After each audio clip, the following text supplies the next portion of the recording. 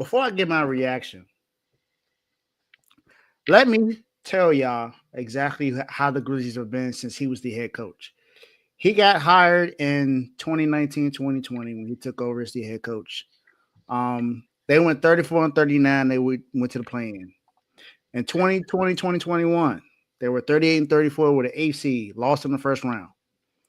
In 21, 2022, their best record since he was there, 56 and 26, second seed, lost in the second round. The very next year, they were 51 and 31, second seed, lost in the first round. His worst season, of course, is when John Morant was out for pretty much the entire season. 27 and 50, was it 27 and 55, 13th in the West. That was last season. They just it didn't cut out for them. And then this year, currently 44 and 29, they are currently tied for the fourth seed. But if you look at the standings, they're the fifth seed right now because the Lakers hold the tiebreaker. And it's 9 games left in the NBA season for the Grizzlies. So, Joe, my reaction is why now? The playoffs are literally right around the corner. You couldn't wait until the playoffs were over? This, to me, is the most shocking fire that I've witnessed in the NBA. I haven't seen anything this late into the season to where a head coach who's on a team that's going to the playoffs gets fired. Now, I said that there was something going on, and I found out what I think I found the reason exactly why they did this.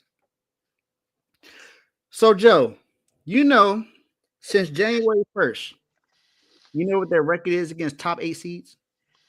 What is it? 5 and 14, Joe. They haven't in the East or West being a top 8 seed since February 21st when they beat the Orlando Magic. Mm. Also, since the All-Star break, the Grizzlies are 8 and 11. So they're in a 3-game. They have 3 games under 500 after the All-Star break. They were the second seed at one point. They dropped to the 5th seed. They were 36 and 18 before the All-Star break. So they had a pretty good record before the All-Star break. Then the All-Star break happened, and they started losing more games. They have only beaten one team over 500 since the new year started, Joe. And you want to know who that team was? Whew. It was the Dallas Mavericks when they were missing 8 players on the team, Man, Joe. yeah, and they blew them out too. Blew them out. You're supposed to blow that team out. They have 8 missing players. You mean to tell me that you can't beat another good team and you're supposed to be one of the best teams in the West? I understand moving on from that in the offseason, but you don't do that right now when they're going into the playoffs. It's like you already know that they're not going to make any noise in the playoffs. Joe, when LeBron James, Dwayne Wade, and Chris Bosh were in the Eastern Conference all together on the Miami Heat, they had losing records against the Boston Celtics and the Chicago Bulls. Wow. In the regular season. And they still won. And they still made a difference in the playoffs. This is why I always say all the time, regular season doesn't always matter. What matters is what happens in the playoffs. Now, if you look at the playoff record, they've only gotten to the second round once since he's been the head coach. So, okay, I understand it. I understand moving on in the offseason, but you do this right now. And not only did they do it, they called him to the office. They said, yeah, I need you to come to the office. And they fired him immediately. They didn't even just fire him. They let go his assistants too. So it's a whole new regime right now, right before you get to the playoffs. It doesn't make sense to me, Joe. I don't know what they are thinking right now. This is this is what I can't find the word that I'm looking for. But this is the most rushed reason to let someone go this late in the season. They panicked Yes, they at the did. wrong time. Like I get it. You see a trend that they may not be able to do anything, and I was hearing things that maybe the team was they wasn't buying in since the new year started and stuff like that. But Jaren Jackson Jr. is he's in the conversation for defensive player of the year. So you got that. John Morant has been healthy as of late, so you got to make sure that he stays healthy. That's what you need the most. What you need the most is to make sure John Morant is healthy. If John Morant is healthy, you got a chance. And you wait until you wait until now to make this decision. Why you ain't made this decision before the season started? Why you ain't made this decision? Why you ain't wait till after the season? If you didn't believe he was going to get you to where you need to be, what was the reason for keeping him? But I think you should have at least given him the opportunity to go through the playoff and see if he can make a difference there. Joe, what you think? So I was shocked too, and I don't think the reason you think that they fired him. I don't think that's the reason. I think the reason is what you said in the chat. When you look at the most shocking trade we ever seen, it was the Luca trade, right? Mm-hmm. We like why, and then we found out there was more to the story. It had nothing to do with basketball. It had everything to do with Luca and the GM, right? Well, I guess you could say basketball. He don't really like Luca, but Mm-hmm. Dave, this ain't the most shocking firing we seen from a coach. The most shocking firing we seen was on R2L. Udoka. When Udoka got fired, Yeah, they yeah. had Well, just got to the finals in his first year. that's true. You probably That's saying true. like I'm talking mid-season, about just right? the timing in midseason. Yeah, Yeah, like during the season, right before the season, right? yeah, Because he got yeah, fired in the yeah. offseason. They had just went to the finals, You're right. and then we all were like, man, good, Udoka did a good job.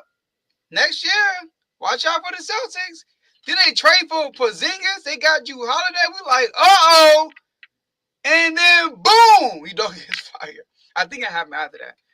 And we were all saying the same thing, like we saying now. It has to be something that is Drew not Drew it's not Drew, basketball related. Drew Huh? Holiday and Porzingis came after he was It gone. can have the okay, wow. Udoka probably like it. But anyways, we were all like, yo, it has to be something more than basketball. What's going on? Then they finally kind of said it. So that's the only reason why he got fired. Because yes, since the All-Star break, they got 8-11. But John Morant missed 8 out of those 19 games. He missed 8 out of 19 games. This year they're 28-15 with John Morant. Without John Morant, they're 16-14, which is pretty decent. Mm-hmm. And John Morant, when he won six man of the year, not six man, when he won most improved, he was in the MVP conversations. All right. And he was, and then sorry, not MVP conversation. It was a year. I think no, not that.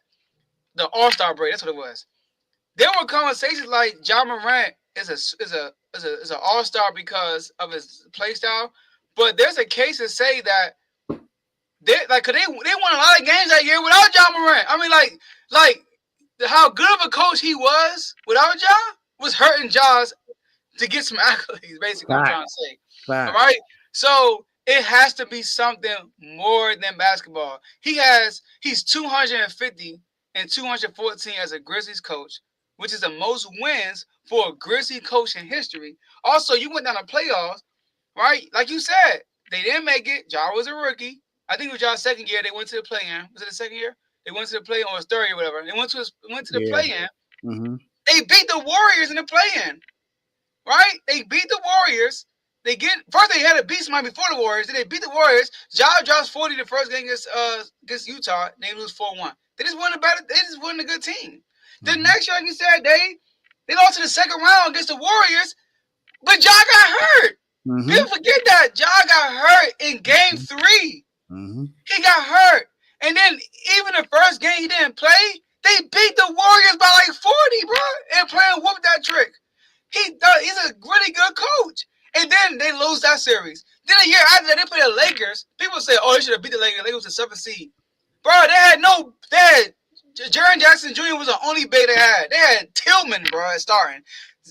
Steven Adams was hurt. Brandon Clark was hurt. They was hurt on the front line. And you going against Anthony Davis. He was killing them defensively because they had no bigs for real. So it has to be. He's a really good coach. He's one of them coaches that you feel bad for because they always hurt. Ja going through his mess. He had to deal with that. All that stuff, right? Jaren Jackson Jr. was they literally best player. They still winning games. They got as good. They got as good as the second seed this year. Like, remember, he had to deal with Dylan Brooks when Dylan Brooks was there. Dylan Brooks too. He had to deal with all this stuff, and he managed it through and throughout. So, and then when you play the Grizzlies, they play. They got guys. I'm gonna when the season started. They got guys that be. Who the heck is this dude? But he playing good. That's the mark of a good coach. So, like you said, like you said in the chat, Dave. Your original point, I think you're right about that. Something else had to happen outside of basketball for this dude to get fired, and we will find out. They got the ninth hardest schedule remaining the season. Sorry, Lakers, Celtics, Golden State, Miami. Let Miami get a double-digit lead, and maybe you win a game, right, Dave? So Detroit, Charlotte, Minnesota, and where we sorry too, man. You got better than us. Denver. And Dallas. No, we actually got a better record, y'all. Y'all in the East. Denver and Dallas. Wow. I ain't trying to. I try to. But based on the Western Conference standard, we're not that good. But yeah, it got to be something more than basketball. Yeah, it got to be. It got to be because man, I mean, he has the most wins ever as a head coach in Grizzlies history. Yeah. Then, since he's been there, he's been top 10 in wins since becoming a head coach, and they've always had a top 3 defense. So every year. I just don't get it. And Miami Heat. Look, if he don't become a head coach anywhere, add him to the staff. Okay. He will help out defensively. Okay. He will help out defensively. You thought I was gonna say get rid of Spo? No, I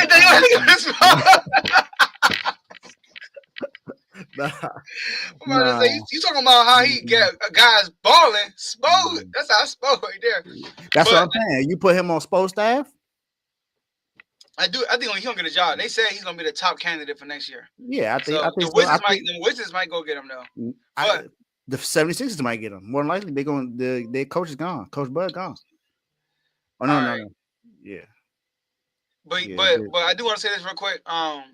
The Memphis Grizzlies, who they promoted, he coached the Paris team. So in the Olympics. So that's probably why they so high on them, because how they almost beat the USA team that was stacked. They actually went out their way to recruit guys to win a gold. They almost won that game. So that's probably why they so high on them.